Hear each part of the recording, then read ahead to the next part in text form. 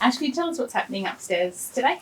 Yeah, so what's something really cool that Freo do is have bravery awards for these young kids that are either still in hospital or finishing their stint in hospital, and it's really cool that the first year players get to go up there and meet these incredible kids. And for me personally, I think being a parent just adds that extra bit of, I don't know, just I guess, yeah. For me, I just think being a parent and knowing what it's like to have kids. I struggle when my kids have the flu, let alone being in hospital. So to go up there and not just meet the kids themselves, but just to have a chat with the families and know what they've gone through, because it's not just, I think you think, these kids are in hospital, but all the parents have to have days off work, years off work, just to be beside the kid's bed. And, for me, I guess, like I said, being a parent, I'd be there in a heartbeat, but a lot of people don't realise the sacrifice it takes to have a sick kid. Have you got a special presentation for one of the young? Yes, I've got little Henry, who had an accident with a quad bike and crushed his hand, and just what he's lost a finger. But yeah, what he's gone through, and you think when you crush your hand, it's just something you have to do with your hand. But he had it's something that had to go into his heart, which made him feel really sick. But yeah, he's out now and down in Albany, so hopefully he's doing well. It gives you lots of, like you said, perspective with being a parent. Yeah, and it's not even, having a kid that has a cancer or anything like that. You go out and have a good day on a quad bike and you're ending up in hospital and having to move to Perth for the next few months. So yeah, your life can change in an instant, which is pretty scary. Are you enjoying being home? Talking about being Perth? Yes, loving being home. We moved to Melbourne in our mind, which was a 2-year stint to try and make the Australian Diamonds, and 8 years later we returned with 2 kids, a caravan, and my parents have also moved to WA as well. So, super excited to be back and just to have family support. Is something that I think as a parent, you definitely love the grandparents for the kids. Have you enjoyed being on the leadership group and bringing your pretty vast sort of sporting experience to it? Yeah, definitely. It was something that I probably thought leadership, I guess the title was behind me, and I stepped down at Collingwood because I just wanted to really focus on family, and now having that family support and being able to come in and drop the kids off at their grandparents is something that I was excited to I guess reevaluate and step into it. But the group here, I was really nervous actually coming in because I loved my Collingwood girls and the group was really special. But walking in here, I've been here I think for 3 or 4 months now, and I feel like I've been here for years. So it's a nice group to be a part of. Early stages, but how do you see it running with Ange being off the training track, and Hayley and Laura and yourself and Anya kind of taking the lead out there? I actually think it's exciting, and I think if you're not an athlete and you're looking from the outside in, you're like, why would you have a captain, on the sideline? I would have loved, I've had injuries before and I've been the captain that sat on the sideline, but what this group can do, anything's possible, but to see what Ange is actually doing as a leader off the field, she's now able to watch the game in a different light, give us that feedback. I think when you're on the field, you're only really focused on your area and probably your game, where now she's actually able to sit back, hear the coaches, deliver what the coaches are wanting. She's learning more being off the field. So I'm actually excited to see what she can do in a year's time. But for now, what she's doing, I think anyone would die to have a leader that could give that sort of advice. You mentioned anything's possible this season. You didn't get a lot of love in the captain's survey this week. Do you kind of like that? Like I love it. Backs against the wall. Yeah, and it's not even backs against the wall. I think it's just like the unknown.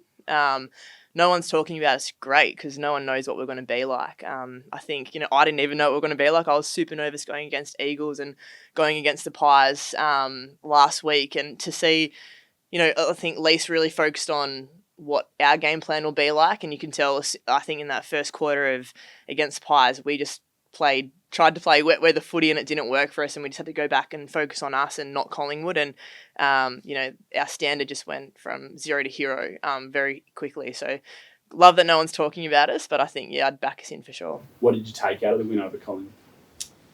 What did I take out of the win over Collingwood? I think for me, like just that anything's possible. I was really nervous going into Collingwood. I think last year, being a Pies player, we finished the season knowing that I think we had a really good group, and I was sad to leave because I wanted to come home. But I thought, this team actually could go all the way.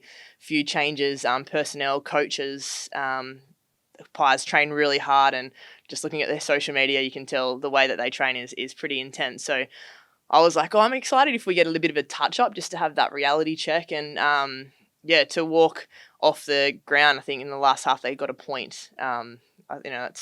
it's great that we can match against some of the best teams that are expected to make finals. How do you find the training standards compare here? Oh, it's been great. I moved over for the sun, but it's been wet weather the whole time. So, I think you look at the weather and you always say, like, I know when we played Freo or Eagles, if it was raining, you're excited because, WA don't get that. But I think we've definitely had that the last couple of weeks. So, I think our training standards are awesome. It's my first pre-season as an AFLW player. I would always come back with 2 weeks to go for round one. So, I think my body's definitely changed. I've never done so much running in my life. Netball is more sprint than kilometres, so haven't enjoyed that. But no, it's been good. Is finals the expectation this year? Oh, always. I think you don't go into a season not thinking about finals, and any athlete that says they don't think about it, well, they're crazy or they're lying. But yeah, you always, as a kid, you dream about standing on the podium at the end and holding the trophy up. But the cliche is game after, like one game at a time, but that's always in your back of your mind. And yeah, I would love to be the first Freo male or female team to hold up the cup. There's on the weekend you're one of 8 players over the age of 30 who took to the field. How have you found sort of working with that core group? There's a lot of experience on the list now.